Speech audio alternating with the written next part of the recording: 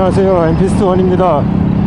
진짜 너무 추워져가지고 이제 얼마나 더 탈 수 있을지 모르겠습니다.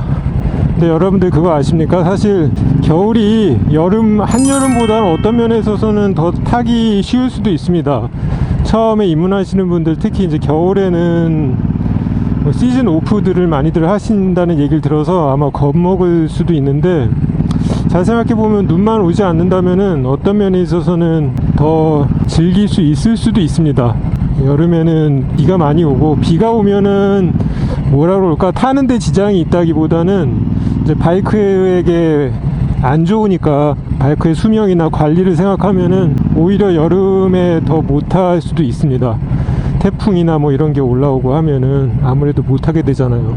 특히 여러분들 금년 2020년도 여름 정말 비 많이 오지 않았습니까? 제가 유튜브 시작한 것도 보니까 12월 달이더라고요. 그리고 또 하나, 시즌 때는 어딜 가나 라이더분들도 많아서 그게 좋은 점이기도 하지만 또 좀 붐비는 경향도 없지 않아 있잖아요. 겨울에는 아무래도 바이크 라이더분들이 많이 줄어서 그런 면에 있어서는 좀 한적하게 또 오붓한 자신만의 라이딩 라이프를 즐길 수 있다는 장점도 있을 수 있습니다.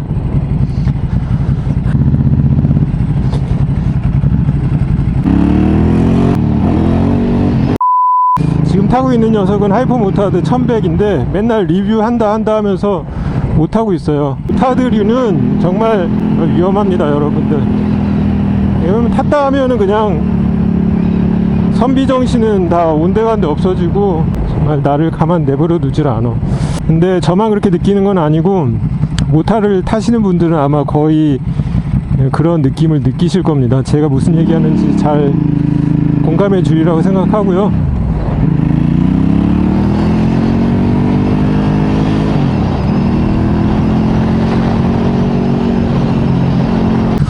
오늘 얘기해 보려고 하는 녀석의 주인공은 하이퍼모타드 1100이 아니고 제 비트필렌 701에 대해서 한번 얘기해 보려고 합니다. 제게 18년식인데 19년도에 구입을 했으니까 지금 횟수로 지금 2년을 탔습니다. 비교적 장기 소유하면서 느끼는 부분들을 한번 얘기를 해볼까 합니다. 한 10,000km 정도 탄 것 같아요.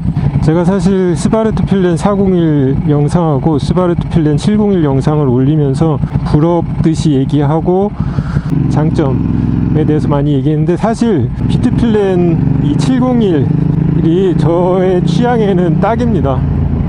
내가 소유했다는 이유만으로 내 거를 너무 자랑하는 게 좀 남사스럽다는 생각이 들어서 표현을 안 했을 뿐이지, 지금도 저보고 고르라고 하면 저는 주저하지 않고 비트필렌 701을 고를 겁니다. 엔진은 같은 엔진이지만 차의 성격은 완전히 다른 녀석이라고 저는 말씀드릴 수 있을 것 같아요. 근데 한 가지 짚고 넘어갈 거는, 그놈의 단기통 불빠따 이 표현 좀 안 써줬으면 좋겠어요. 제발 여러분들. 진짜 빠따 좋은 차들이 얼마나 많고 토크감, 빠따감이 좋은 차들이 들으면 정말 오히려 격을 떨어뜨리는 거예요, 스바르트 필렌이나 비트 필렌에. 알겠죠, 여러분? 그런 말에 현혹되지 마시고, 그런 말 쓰지 마시고 멋진 필렌 라이더가 되시기 바랍니다.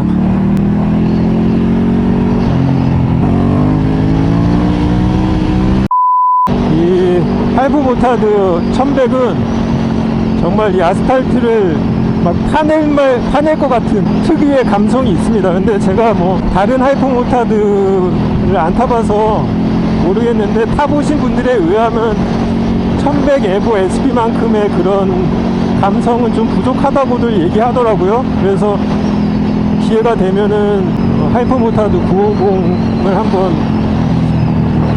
운전을 해보고, 그리고 또 얘기할 수 있는 기회가 왔으면 좋겠습니다.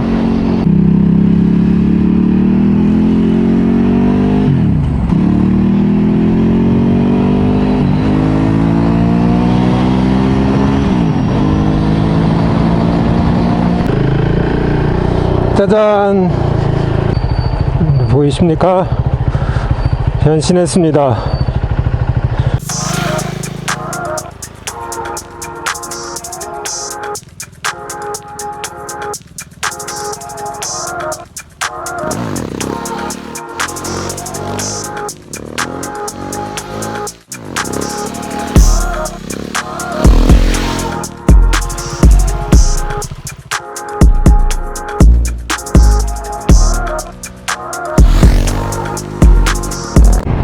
지금 방금 전에 하이퍼 모타드 1100, 그러니까 리터급이죠. 그 녀석을 몰다가 지금 비트필렌 701로 바로 갈아탔고 나가는데, 이 느낌이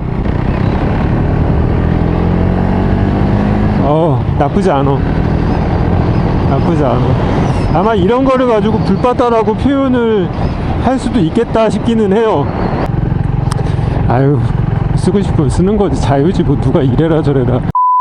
그냥 결론부터 말씀드리면 비트필렌 701은 지금의 저한테는 퍼펙트합니다. 맞춤 제작한 수트 같은, 근데 그 수트가 정장뿐만 아니라 캐주얼까지 두루두루 그냥 한 벌로 모든 것이 원킬 될 수 있는 이제 그런 옷같이 느껴지는 녀석입니다. 조금 작아. 저는 그렇게 느끼지 않는데 사람들이, 바이크를 잘 모르는 그냥 일반 사람들이 보기엔 조금 작아 보이나 봐요. 제가 키가 183 정도 되는데, 키가 180을 넘어가면은 조금 바이크가 작게 느껴지지 않을까 하는 게 저 개인적인 생각입니다. 키가 178에서 그 정도가 이 비트필렌 정말 최적의 조합을 이루는 몸이 아닌가, 그런 생각이 들고요.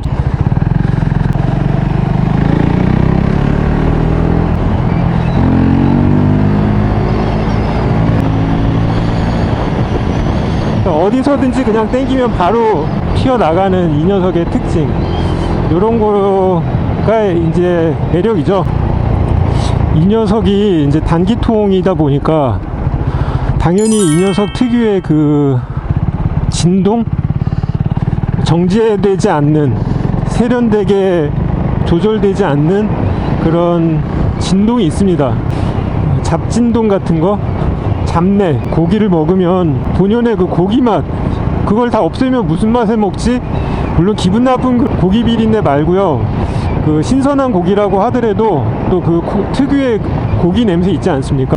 그런 정도. 그리고 힘이 좋다, 불봤다, 뭐 이런 것만 듣고 현혹돼서 했다가 굉장히 싸구려 같다라고 느끼거나 잡진동 때문에 힘들다고 느끼시는 분들도 있을 것 같아요. 근데 그거는 얘의 어떤 기본적인 자질이니까 그건 여러분들이 좀 감안을 하셔야 될 것 같아요. 그러면은 최소한 그런 3기통, 4기통 미들급이나 리터급 바이크로 가시는 게 일제 바이크가 훨씬 더 좋은 선택지가 아닐까, 그런 생각이 듭니다. 브레이크가 조금 밀리는 감이 있어요. 얘 무게를 생각하면은 충분히 싱글 디스크라고 해도 전혀 브레이킹 하는데 문제 없다라고들 얘기하고 저도 대부분 동의하는데, 모르겠어요. 이거는 그 싱글 디스크의 문제가 아니더라도 뭔가 브레이크가 밀리는 느낌이 좀 있습니다.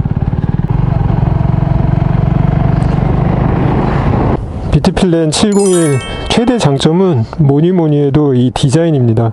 제 미적 기준으로는 절대로 이 비트필렌 701의 디자인은 다른 아름다운 바이크들에 비해서 절대 빠지지 않습니다. 얘의 철학이 심플 프로그레시브인데, 심플이라는 게 과연 무엇인지를 너무 잘 보여주는 디자인이에요. 2년 동안을 보는데도 질리지가 않아요. 완벽한 프로포션, 비율을 갖고 있다고 해도 과언이 아닙니다. 핸들과 거의 시트가 일치하는 이 라인, 이런 것들이 너무 좋고요. 원형은 바퀴와 헤드라이트면 충분하다. 나머지는 다 직선으로 뚝뚝 떨어지게 처리되어 있습니다. 이 분할되는 면, 이렇게 멀리서 보면은 처음에는 조금 어색하게 느꼈는데, 네오 레트로라고 하는 장르인데, 레트로 바이크인데 진짜로 미래를 품고 있다는 생각을 들게 해주는 녀석은 지금 현재로서는 비트필렌 701이 유일하지 않을까, 저는 그렇게 생각이 됩니다. 어떤 컨셉카 이미지를 일정 부분 내포하고 있어서 더 질리지 않는 것 같아요. 자, 갑자기 또 제가 팁 하나 알려드릴게요. 여러분들 풋패그 보시면은 구멍이 2개 있습니다. 왜 2개가 있는지, 발 크기 사이즈 때문에 멀리 꽂거나 가까이 꽂거나 그런 용도로 2곳을 만들어 놨습니다. 이쪽도 보시면 구멍이 2개가 있습니다. 하지만 이것의 진짜 용도는 자, 여기는 인천공항 국제여객터미널입니다.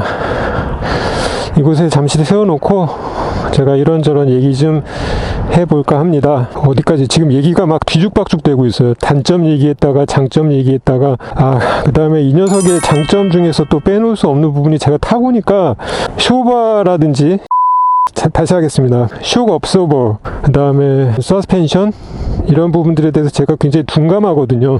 둔감해서 그런 부분도 잘 몰랐는데 제가 V4S도 타보고 뭐 지금 뭐 이것저것 타면서 이 화이트 파워 서스펜션이 정말로 좋구나라는 생각을 하게 됐습니다. 안정성, 차체 안정성을 유지하면서 얼만큼 충격을 완화해 줄 것인가, 접점을 찾는 게 굉장히 쉽지 않을 거라는 생각을 하는데 얘는 굉장히 수준급에 해당된다는 사실을 다른 차를 타보면서 느끼게 되었습니다. 그래서 서스는 정말 좋구나, 괜히 화이트 파워 하는 게 아니구나, 그런 얘기를 드릴 수 있겠습니다. 단점 또 뭐 있지? 단점이 또 뭐가 있을까? 그 얘기를 안 했구나. 그 얘기.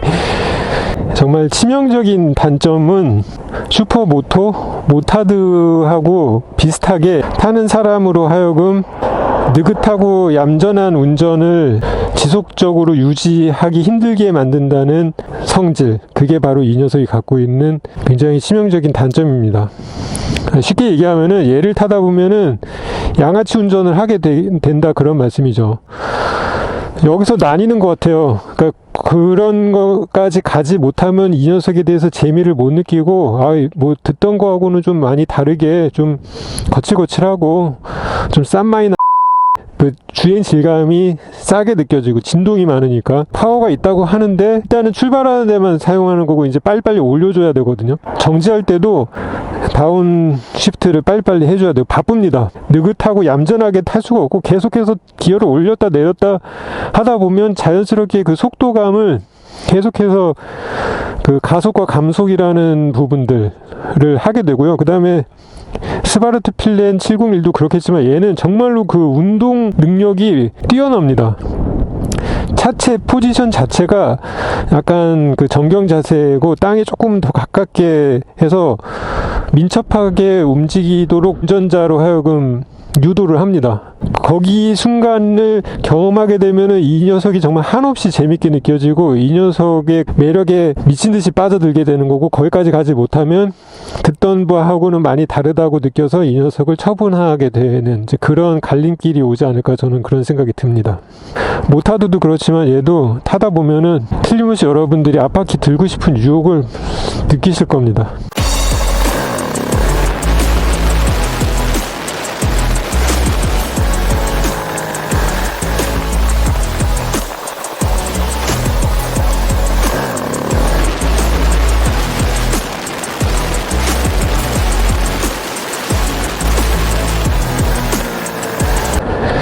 그 외의 단점은 제가 처음 예전에 이 허스크바나 필렌유들의 영상을 찍으면서 나만 아는 맛집처럼 많이 소문이 안 나고 그랬으면 좋겠다, 이런 바람을 살짝 얘기했고, 이 차종 자체가 굉장히 대중적인 차가 아니기 때문에 많이 팔리지 않을 거다, 그런 예측을 한 거는 제 생각이 어느 정도 맞기는 한데, 그렇다 하더라도 지금은 살려고 하고 좀 그걸 찾아서 소유하고 타고 싶은 사람들의 그 욕구가 많이 올라가는데, 문제는 지금 물량이 없어서 팔지 못하고 있다.